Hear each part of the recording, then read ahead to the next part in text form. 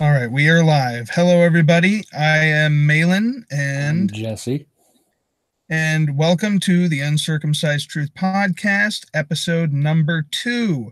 Today's topic is going to be the Epic of Gilgamesh, which is an epic poem and one of the oldest pieces of literature. In fact, the oldest preserved piece of literature we have found to date. And it was written in Mesopotamia. So that should be interesting. And Jesse certainly has some interesting things to say about it, considering this was mainly his idea, because Jesse was the one that primarily had the interest in the Epic of Gilgamesh. Right, Jesse? Yeah, that's just a interesting, nonsensical story. Yeah.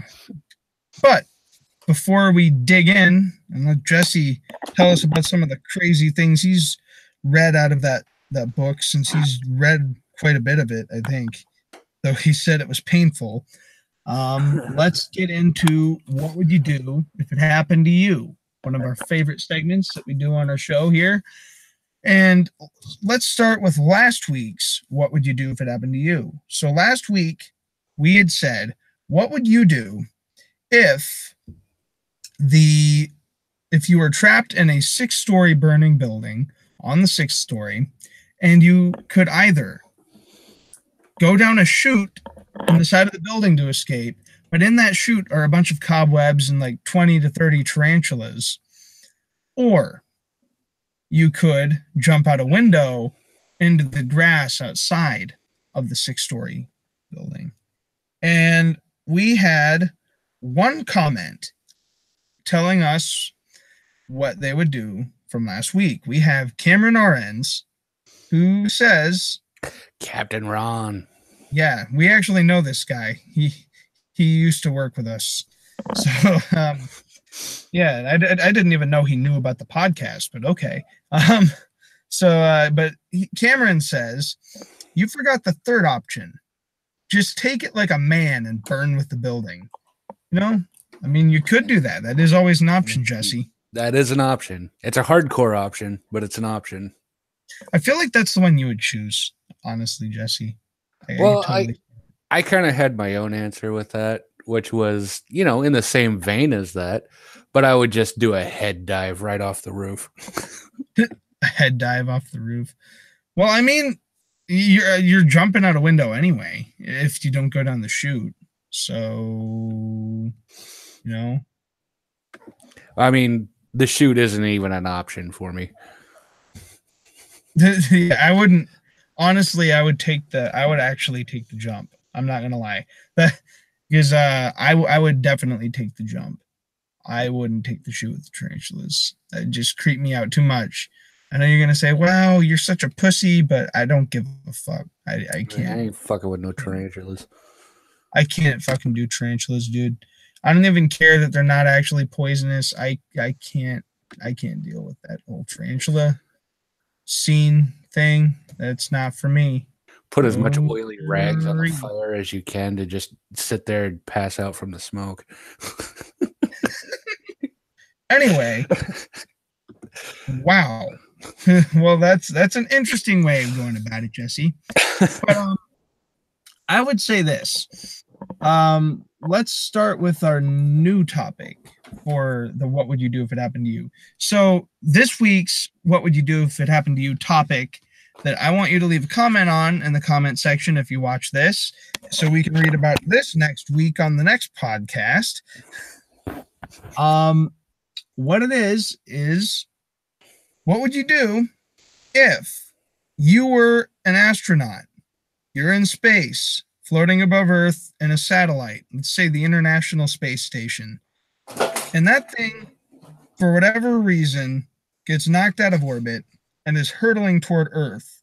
And you realize you can either burn up with it as it crashes through the atmosphere and burns due to the friction, or you can escape the space station, but be stuck floating out in space in an astronaut suit, untethered to anything. So what would you do if it happened to you? tell us in the comments. We'll read it next week if you comment, and we'll tell you what we would do next week as well. And now, Jesse, you know what time it is? Time for another good segment, the music group of the week that we recommend that you check out. Oh, yeah. This week, this week Jesse and I have The Strokes, which is a pretty good band that I think everyone should listen to. Give them a try. If you like them, let us know. Nothing wrong with a little stroke job. I knew you were going to say something like that. Oh, I mean, you know, you're not wrong. So let's talk about what we're all here for, though. The Epic of Gilgamesh. So this is one of the oldest pieces of literature we know. And we don't even have all of it, actually, because there's missing pieces, which Jesse can attest to, because he's read portions of it, and he's even read the end, and he can tell you that there's missing pieces to the story. Some important ones that would appear.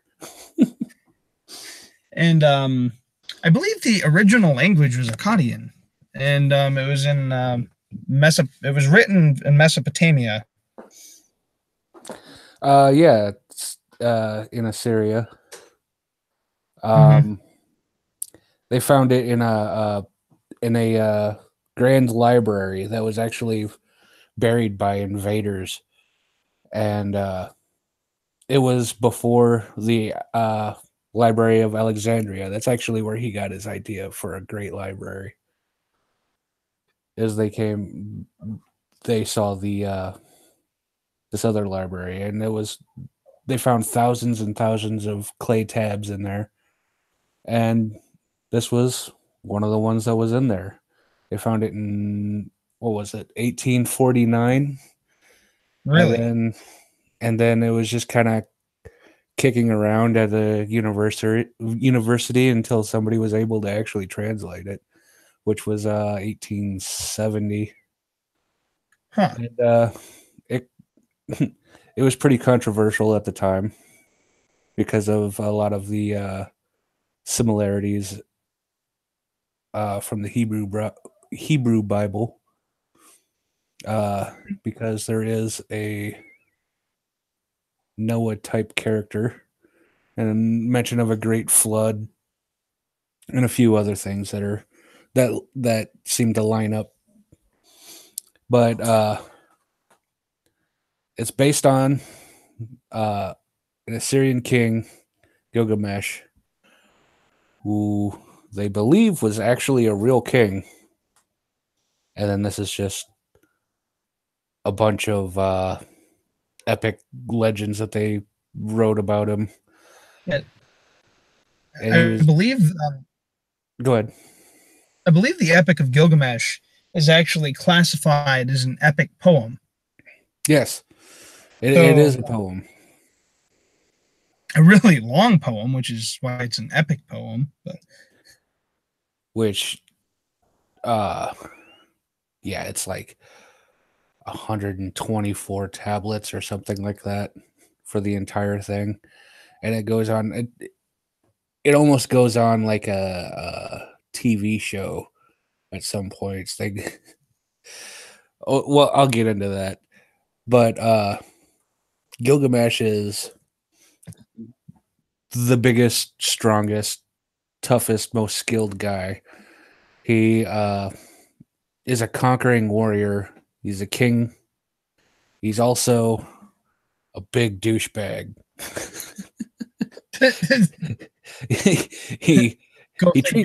he treats everybody really horrible, and there's no such thing as no means no to him. He was very rapey. And he even came up with the practice of on your wedding night, he gets first crack at it. So people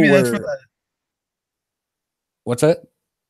I was gonna say maybe that's where they got the whole thing on what's that movie with Braveheart. Braveheart. Yeah. The prima nocta. Yeah, prima nocta. I assume as long as people have been in power, that's been going on. See, I wonder how that works though, the whole prima nocta idea, because you'd think like the king, he's off living kind of a sheltered life. Like, how do they find out everybody in your nation that's getting married, and whether or not, like, they'd want to, want their to fuck their wife before them or something? Like, how does he know everyone individually that's going to be getting married?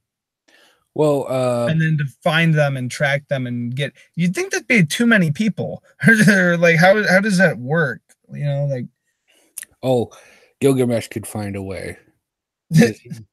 He lays pipe like a champion. What? He's like a Genghis Khan type character. He fucks everything. Yeah. See, that's an interesting element of the story, because Jesse and I had a whole conversation about Gilgamesh outside of the podcast, and Jesse was telling me about some interesting things in Gilgamesh that are all related to fucking. Oh, yeah. All related to fucking. Apparently, that's a very big theme in this book. Want to tell us about the book creature thing you were telling me about? Well, the way Gilgamesh was treating his people, all the people started to pray to their gods, saying, Gilgamesh is out of goddamn control. He needs something to calm his ass down. So the gods actually made a counterpart for him, which was somebody that was pretty much as strong and fierce a warrior as him, but they made him a wild man that lives out in the woods. And he is an interesting person. Enkidu is his name. What was that again? Say that name again. Enkidu. Enkidu. Enkidu, wankadoo. And it's a fairly absurd name, but you can't really say anything when you have the main character named Gilgamesh. But I mean, my name's Mahlon, so I mean, true.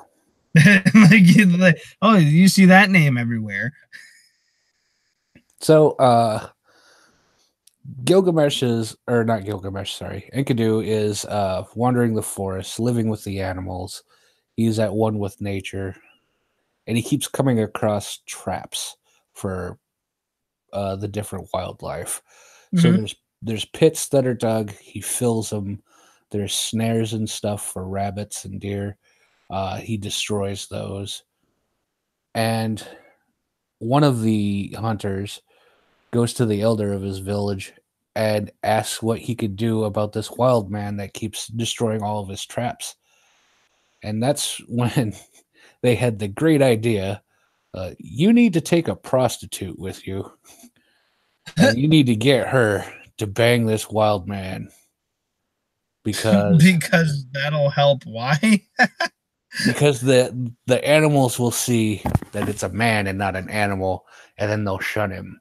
And then he won't have an excuse to go around doing that. Hey, that's as good as reason as any. These rabbits and other animals, they never fuck, man. Never heard of anything like that. No siree. Never. So I don't know what kind of nasty bitch he found, but he found somebody that was willing to go out into the woods and have sex with a mysterious hairy beast that she has no idea what it is. Oh, wow. Yeah, I mean, that it couldn't have been a very good one. Yeah, unless Gilgamesh, unless they got Gilgamesh to threaten someone into doing it, then money. She was down. Screw it. Let's see what happens. Mm-hmm. So she goes out there and like he comes around, then she like whips her tits out and shakes it at him. And then he's all like, "Oh, bet."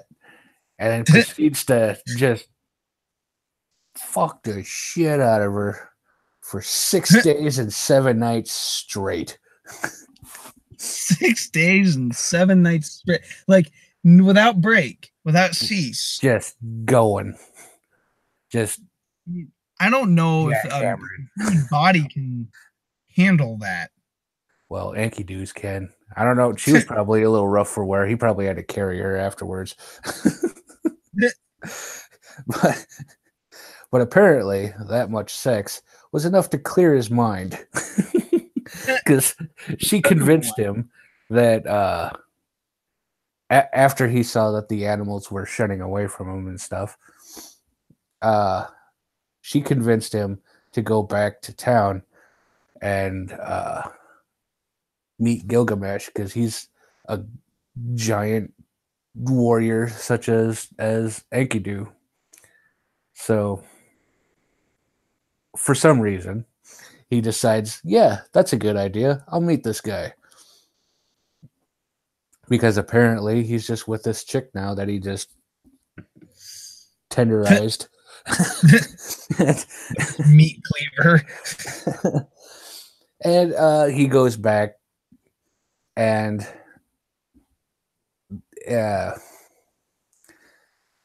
there's a wedding when he gets there, and Enkidu finds out that Gilgamesh is there to take his cut, we'll put it that way, for the wedding. And Enkidu is very much against it. He finds it offensive. And I mean, at least somebody did. Enkidu is like the moral. He sounds like he's like the moral anchor of the story. He is. He's really like. I think that's why the gods made him to begin with. I mean, I feel like he's almost kind of be like before his time in a sense. So Enkidu is like, this is ridiculous. Like, this is wrong. And Gilgamesh is all like, hey, why don't you fucking mind your own business, hairy son of a bitch? And they proceed to just beat the shit out of each other. And it becomes just a huge, huge fight. And they pretty much, like, it's a stalemate most of the time. It's just a huge fight between these giant warriors. But Gilgamesh, being a badass and having plenty of skill at fighting and warfare, he comes out on top. And it was such a good fight that they actually wound up becoming best friends. Really? Wait, so Enkidu and Gilgamesh end up becoming best friends? Best friends. Huh. And Gilgamesh is all about cementing his legacy and growing his legend. So there's a demon.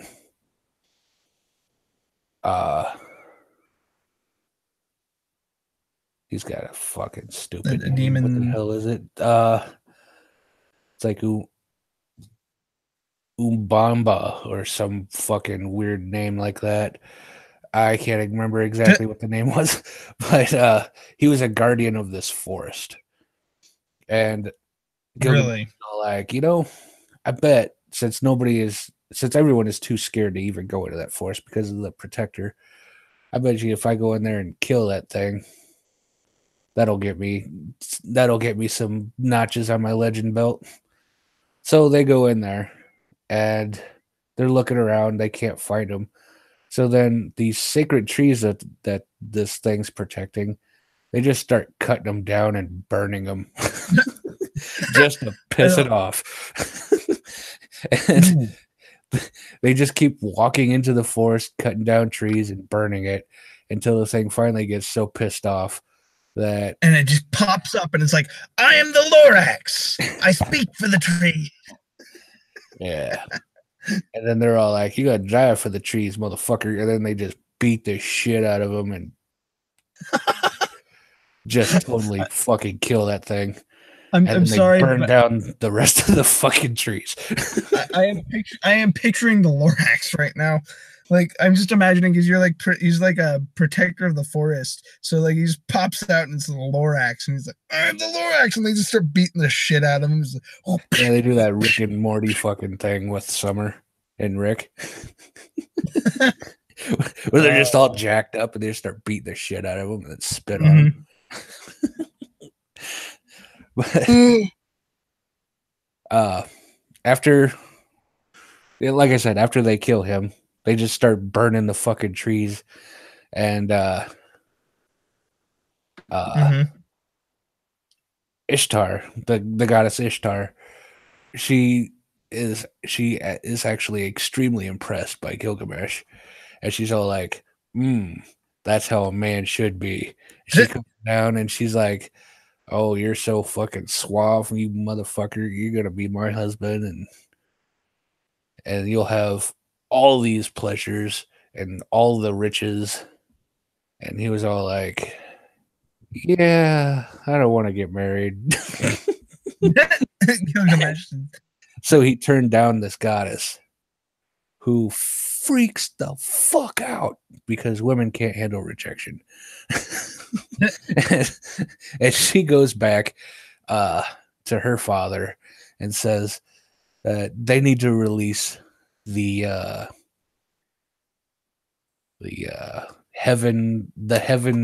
bull of heaven, whatever the hell that is.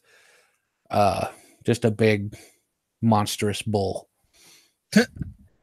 to fuck him up because, well, I guess he kind of deserves it a little bit because he did point out all of her past relationships and how they all kind of ended in tragedy and her kind of dumping them for other people and shit. So, and he didn't do it in a polite way. He just kind of fucking threw them back up into her face, and it pissed her off. So I can understand that a little bit. It's a little bit of a whack job move to be like, I need the bull of heaven to come down and gore the shit out of you, but you know. By the way, and her dad was like, Jesse, just to let you know, some of the times your speaker is like roboting. Oh, like yeah? You're coming in kind of choppy. Oh, my bad. Sometimes. I don't know. Just letting you know. What to do about that. Except I'm really getting tired of this cat trying to eat my arm. But oh yeah. Just for people who don't know, Jesse has a cat and it tries to kill him and it tries to ruin his microphone. That's fun. It feels like the microphone must die. So if you hear a rustling, that's the cat attacking my face. Nice. But so what were you saying about the Ishtar's dad was like, "Are you crazy? We're not setting loose the bull of heaven. That's like, you need to calm the fuck down."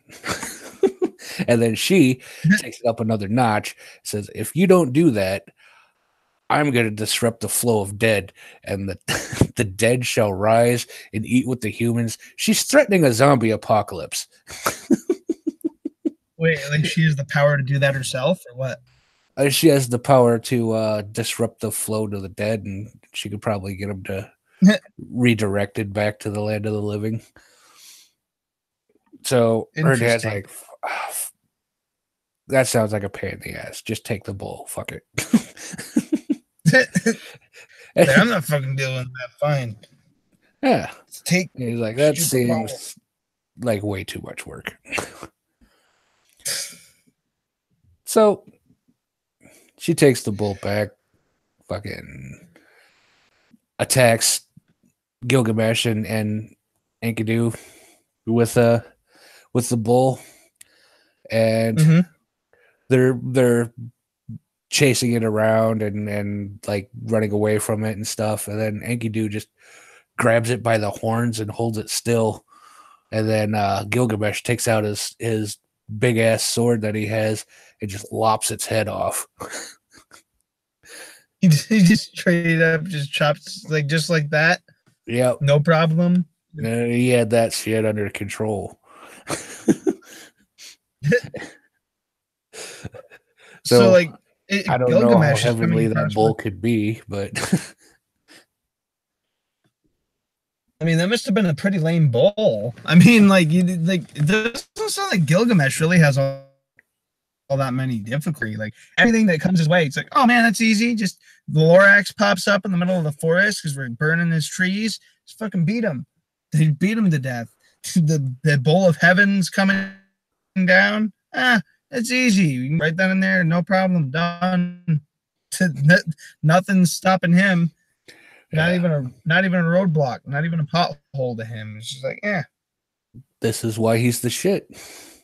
He beat the shit out of anything. Absolutely anything. I mean, so it makes sense that he would be the shit. Got him. Yep. And they go through many adventures. It's like the Adventures of Hercules TV show. They're just kind of going around kicking the shit out of things. You know, with Enkidu and Gilgamesh. Yeah. Huh. So it's like the first Rick and Morty. the first Rick and Morty was Gilgamesh and Enkidu, and not only was the first, it was the first piece of literature ever, first story really. So wow. And once they killed the bull, the other gods were like, well, that was fucked up. That was our bull. Like, what the fuck? You got our bull killed. And it pissed them off. It pissed off everybody. So they had a debate about what they were going to do. And they were like, well, we're fucking killing one of them. So naturally, it's not Gilgamesh. So Enkidu gets super fucking sick. He gets some type of death plague. Kind of cutting out. He gets some type of death plague from the gods. Oh, he does? Enkidu does? Enkidu does. And he dies extremely slowly and painfully. He's just like, oh man, no trees. Horrifically slow and painful. He's like, Gilgamesh, retrieve my prostitute so that I may have one last fuck. And I'm thinking he probably caught something from that nasty bitch that would fuck a mysterious beast in the woods. What if it was he just caught the first case of AIDS? He caught the first case of AIDS ever from the prostitute in the woods. It's what happens when a whore banks Bigfoot for the first time. It's creation of AIDS. And he's like, I just need to fuck again for 6 more days before I die. Can I please do that at least? He liked that fucking shit. Fucking 6 days, 7 nights. Just going. Maximum exposure. Apparently. So, Enkidu, he winds up dying. Just horribly slow and painful. And Gilgamesh is destroyed because they were like brothers at that point. They're even referring to each other as brothers. I bet they were more than that. But Enkidu was, doing some stuff. They were when between the pages, between the lines, there's some other. The only people that could withstand each other's fucking is each other. Well, I gotta find a charger. My computer's gonna die. Way to go. Okay, hold on. You keep talking a little bit. I gotta move my computer, find a charger. Okay, and so Enkidu's dying. Gilgamesh is extremely upset, and he vows to conquer death. So he's in search of immortality. He goes around trying to discover the secrets of immortality and comes across somebody that he heard tales of who survived the great flood in his boat. Him and his family. And as a reward for surviving the great flood, he was gifted immortality by the gods. And Gilgamesh was really interested in that and wanting to know how he could get his own immortality. And this guy's like, well, it's from the gods, so I don't really know what to tell you. But there is an herb that could basically reset your age a little bit, depending on, how much you consume. But it's at the bottom of this extremely dangerous lake. But Gilgamesh is like, danger's my middle name. Jumps in. He goes down to the bottom, grabs up the herbs, goes back up, deposits on the shore. He's swimming around a little bit, enjoying life. He's like, yeah, I'm going to prolong this shit till I figure out a way to become immortal. And that's when it's stolen by a snake. And what does the snake do with it? The snake, I guess, consumes it and sheds his skin, and that's why snakes shed their skin. Just because that's the reason it gives. They never did it before then. I guess not. Wow, that's pretty cool. I bet that's a very scientific explanation right there. So he's like, son of a bitch. So he goes back to the immortal guy, and he's like, there's got to be a way that I could become immortal. And he's like, well, maybe, but you have to go through a lot of tests to prove that you're worthy. And he's like, I'm Gilgamesh. I could pass any test. Turns out Gilgamesh cannot pass any test. Like, he didn't pass any of them? Fucking none of them. Like, he sucked balls at all these tests. He failed test after test after test until he gave up. Because apparently the only thing he could do is lay pipe and kill things. Apparently. I mean, what were the tests? Can you go into more detail about that? There was a lot of proving that you're not a bad person type tests. Oh, well, and he's kind of a piece of shit, so he'd fail all these tests all the time. And then he gets back to his home, and he reflects over a lot of things that he learned from the immortal dude, which was, maybe not focus on immortality and learn to enjoy what you have while you have it and really enjoy life instead of constantly seeking fame and plunder and bitches.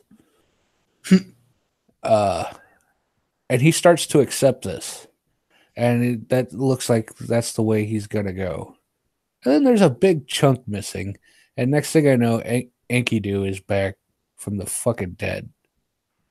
Wait, somehow they figured out how to bring him back from the dead? But that's part of the story that's missing that we haven't found. Yeah, there's speculation that he actually figures out a way to go to the netherworld and just jack him and bring him back. Huh. Which seems like that would be a better part of the story, but that was not there. I feel like we should try to figure out which parts are missing and then write our own story for it. And one of the reasons why the story is so long is because they are constantly repeating everything that they say several times in a paragraph. And it is like just the same thing. It's like, you must see Gilgamesh. He is master of such and such, slayer of such and such. And it just goes on and on in this description. And then the prostitute will be like, yes, I will go find Gilgamesh, master of such and such, slayer of such and it just goes on the whole fucking paragraph. And then, then she'll meet the person and then it'll be like, hey, I'm such and such, slayer of such and such. And just repeat the same shit. And then the narrator will go, now that she met such and such, slayer of such and such, and it just repeats the same shit again. You're like, oh my God. Oh, wow. I'm going to punch somebody in the face. Yeah, that would really make it a tough read. That would get really annoying real quick. So yeah, it's hard to get through Gilgamesh because of that. But, it's one that I felt like I had to tackle because, one of the earliest stories that we have so far. A little insight into what the hell was being written then. Apparently it's a whole lot of death, rape, and Bigfoot love. Apparently, I mean, that seems like a good cap right there. Good caption. Good summary for the story. Yeah, they have statues that they think might be Gilgamesh. He's got like a lion in a headlock and like a snake in his other hand. Why? I don't exactly know. I mean, that's what the profile pic is. That's the statue of Gilgamesh. Like, I think at one point he beat the shit out of a lion, or he had a pet lion or something. A pet lion. But he's always got the, I don't know how much of a pet it could be, because he's always, in every picture or statue of him, he's always got this fucking lion in a headlock. He's constantly had to keep it in line, try to eat him in his sleep, and all of a sudden he just wakes up, puts it in a headlock, and makes it pass out. It reminds me of how a 4-year-old would carry a declawed cat. Just, arm around the neck and shoulders, the whole body just hanging there. The cat looking like, somebody help me. Probably. So that is the Epic of Gilgamesh. The ending, not so. It kind of tapers off into fucking nothing. Because they're kind of missing. Yeah, they're kind of missing towards the end, but it's very interesting story when you read through it, and there's like, wow, there's a whole lot of rape in this. I mean, yeah. I mean, it's an old ancient story. What more could you expect from it? Gilgamesh's motto is, we might not be fucking, but I'm fucking.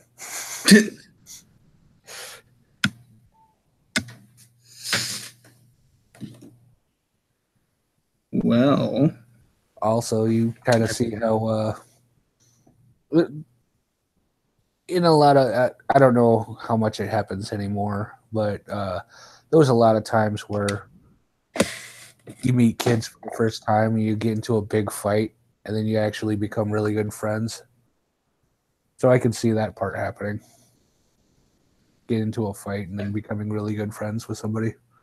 Yeah, that's actually true. That happens a lot, actually.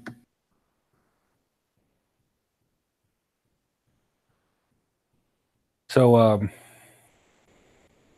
I heard you have some news. Oh, yeah. So, what's going on is now that we're kind of coming to a close on our show here tonight, we talked a lot about the Epic of Gilgamesh. It's a pretty interesting thing. I mean, if you want to read it, go check it out. But my personal news is, which also might affect how we're able to do the podcast in the future. But for now, we'll continue doing it. But there is a potential it might eventually have to go on hiatus for a while. It won't be gone, just on hiatus. But I am trying to join the Army. So am I coming through good, Jesse? Still? Yeah. All right. Yeah, I am trying to join the Army. So yeah, that's something I'm trying to do. I really want to do it. So I'm finally getting around to doing it. Talked to a recruiter today. And yeah, which that might affect how often we're able to do the podcast. We might have to put it on hiatus for a while. But as for now, we're still a go on it. We should still be able to do it next week. But next week, it will not be on Wednesday night. Jesse and I have both agreed we're doing it on Tuesday night because Wednesday I have something going on that's actually related to enlisting in the Army. So the maps, that's what's going on. But anyway, yeah, that is something going on. So that's something to consider. Another thing is remember to comment on what would you do if it happened to you this week's thing. Don't accidentally comment what you would do for last week's because we already discussed that. So yeah, just comment what you would do if it happened to you for that segment. If you haven't heard that segment, if you're listening to it now but you haven't listened to it earlier for some reason, go to the beginning of the show before we started to check that out. And yeah, this has been another good podcast episode, I think. And we'll come to you next week with a new topic, and you'll see what it is then. So, yeah. That's a nice way of saying we haven't come up with one yet. That's a nice way of saying we haven't come up with one yet. Yeah. Actually, we had one that we were going to do. We could change it, but I think we were thinking of talking about just civilizations in general, like the rise of human civilization. Yeah. But yeah, we might do that one. But anyway, if not, we'll have another interesting topic. But anyway, I think we should bring our show to a close. It's been a decent episode. Hopefully all the episodes will get better as we go along. But yeah, that was an interesting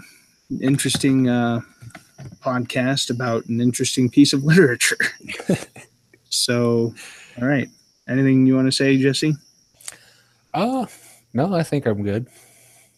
Oh, okay. Well, I will stop the broadcast and have a good week, everybody. See you.